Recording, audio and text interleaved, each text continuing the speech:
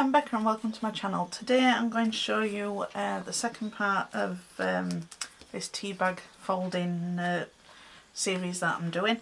I've moved on to page 17 and I'm doing the skewed centre card. So when it's finished, see if I can find the right picture of which is best to show you.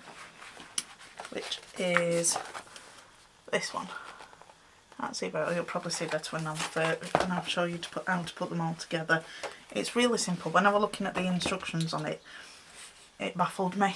But then once it was figured out, it is really easy. I think it's the diagrams and things in these that I'm not finding too clear. So I'm hoping that this series will help whoever's wanting to learn how to do this.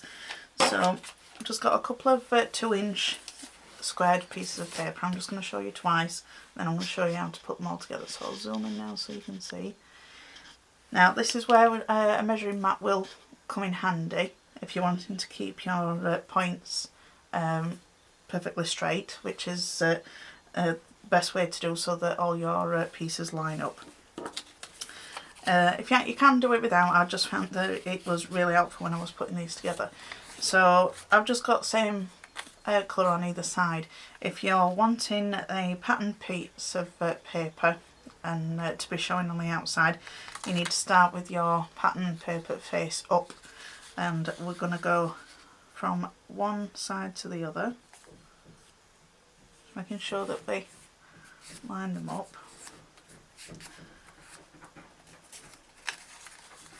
Then open it up and then turn it the other way.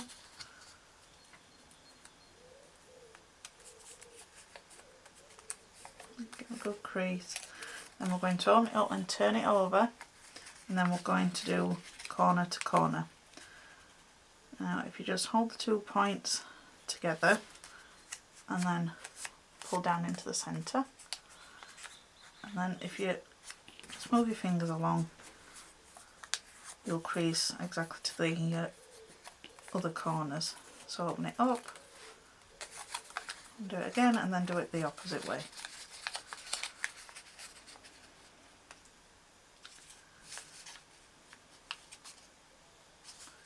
Again, hold the top corner down to the middle, and then just press them down, and then you can just bit of burnish down on the table. Right, so what we're going to do now is, so we've got the folds that we've just done on top. You just hold the 2 opposite corners here, push them together, and then make it flat.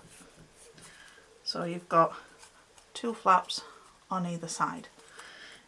Now this is where this is going to come in handy. I'm using the inches side, and I'm going to point up my, oh sorry, a bit further up. There we go.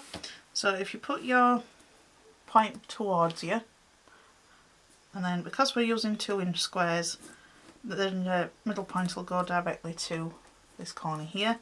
So we're going to take the flap on the right and we're going to push it down. Okay, so we're opening it up, and then to keep it in line, we want the point of that flap to line up with the black line that the bottom mark is lined up to. Okay, so once you've got that done there, as you can see, this line's completely straight here. So we're all up together.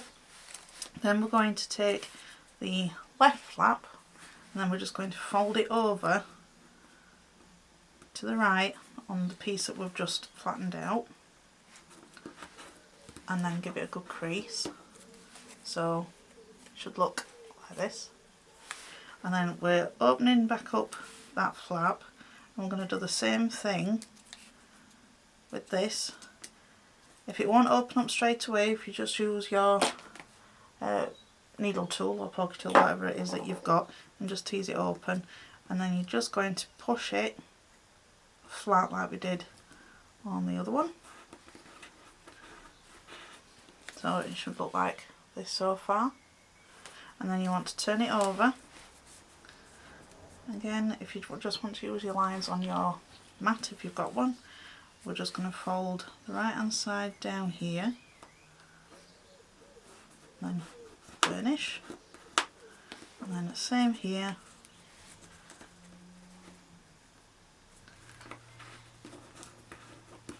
and then you've got it straight down. So that's the front view, and that's the back. So I'll just show you once more. So just take your, if it's pattern paper, have that piece up to start with. Fold it in half,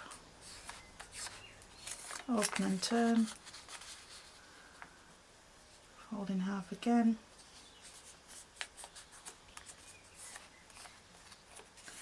open, turn over, line up the points, it's down to the centre and outwards, and open and do the opposite one.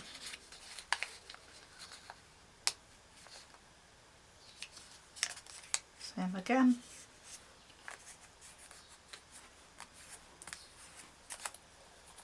Okay, and just take these 2 points. So the first lines are going to be going inwards, so they're valley folds, and then we'll just push together like that and flatten it into a triangle. Turn it so the point is towards you. So we've got it lined up. I'm going with the inch marks, which are my black ones. You might have done different colours, that's just what I've gone for. So I'll just lift up the flap on the right and push it down. Just try and get the point of that one lined up. Push it flat. And take the left hand flap and fold it over there, over the one that you've just done. Pull that back up and then do the same with that piece.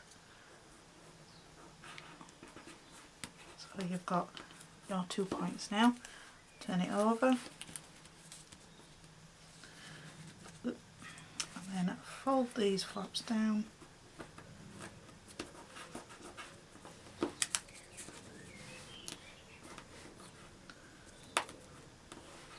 Okay, and there you've got your piece. Now there's different ways to slot them together. This is just a, you can see now. This is just some different ways that I was playing around to see what different ways that they can go. Whack a bit in there.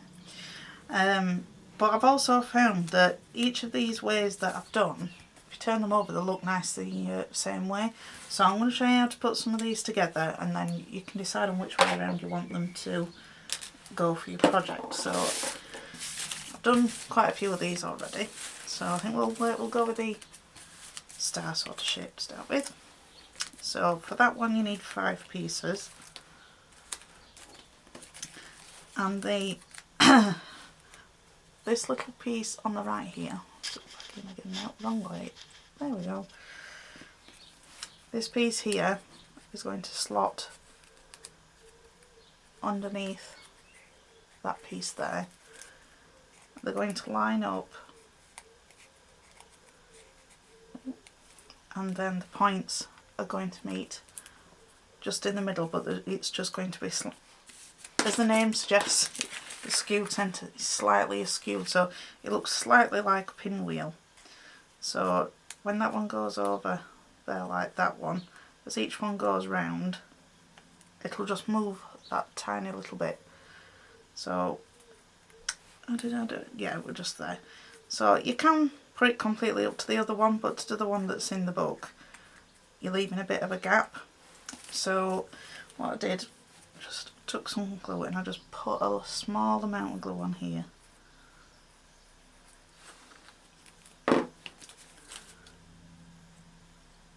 Line it up, and I've slotted it underneath the next one. Good. Hold it a bit longer and then it'll stay in place.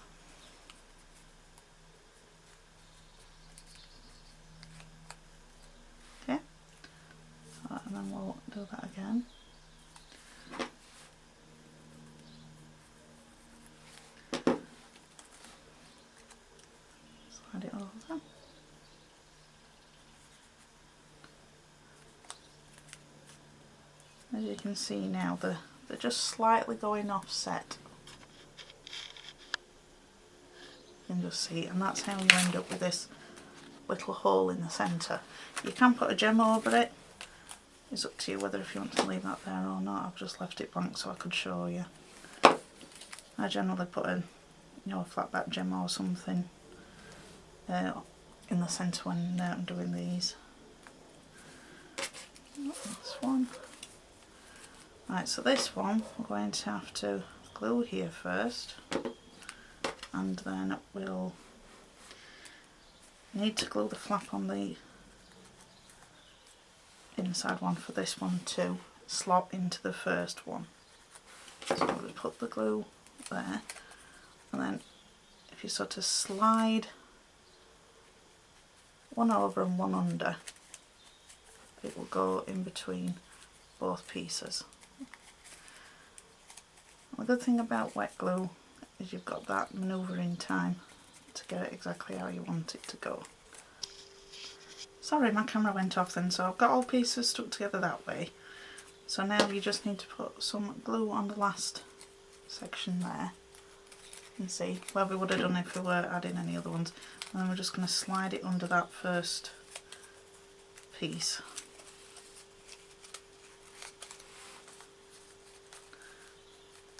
And then just hold it in place.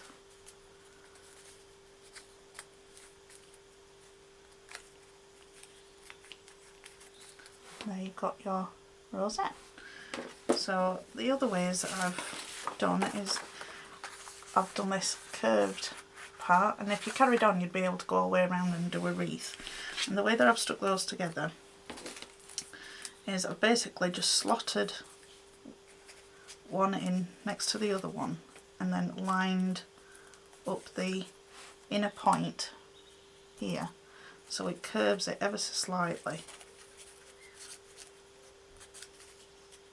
and it gives you that nice curved effect even, get my words in the right way around. So I'll just put a little bit of glue on the back here, and then just take your piece. Oh, really sorry, I went off camera then. So I've just put a bit of glue here, and then I'm just slotting the next one down, and then I'm lining it up these corner pieces here, and as you can see it's starting to curve. So these lines, once you put a few on, they will automatically start lining up. So put a bit more glue on the next one.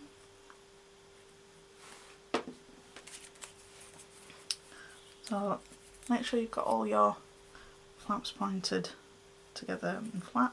Just insert it on the inside of the previous one and line up the corner like that.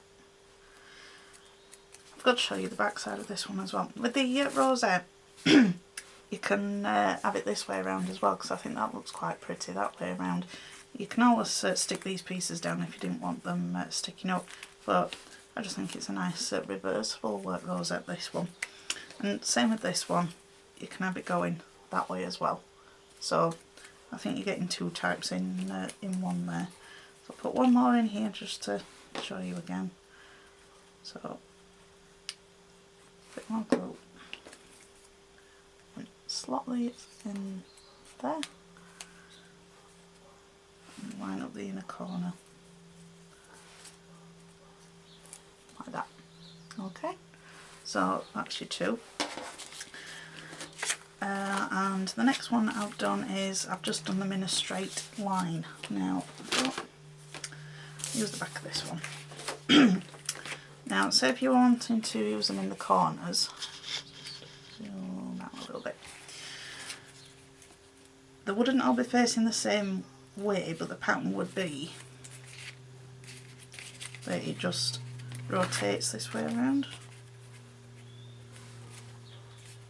So each of the corners would essentially be the same, but like the left hand point would always be on the same side. It's not going to flip like in other rosettes. So let's come back in now, and I'm going to show you how I put them into the line, and I just laid them up underneath each other, sorry, just like that one. So you start off with the bottom piece, so just put some glue on the two raised flaps, and then I'm just starting in the corner so it's easy for me to show you to get lined up. Okay, so and then just push it down into place, and then take your next one and then slotting it underneath. Oop, show your flaps tucked in, just underneath that one and line it up.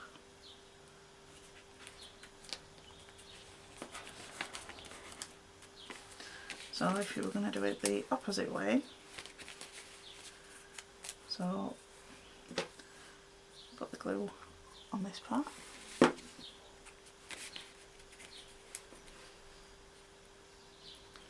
into the corner again. So you'd have these raised up pieces here if you were using it this way around. Personally, I'd stick those down, so I'll do that now, because your other ones are going to be tucked underneath anyway, so you'd have them stuck up and it'd look a little odd compared to the ones afterwards. So just putting the glue on this bottom section and just lift up the top of the previous one and then line it up as you're going up. So you've got your two way around ways of having it. If you want to have it all going this way or going that way, or you just alternate it on each of your corners. And that's it really for these ones. Again, I've made a piece for you to be able to take a screenshot of if you want. And so there you go, if you want to take a screenshot, there it is. I really like this one. It looks really complicated, and especially with the diagrams in the book. I had to get my husband to help me because he's better with the origami and these sort of things. And once he figured it out, it's like, well, why can't they just put it that simply in the book? So I hope that's helped. And if you've got any questions, please don't hesitate to ask me in the comments.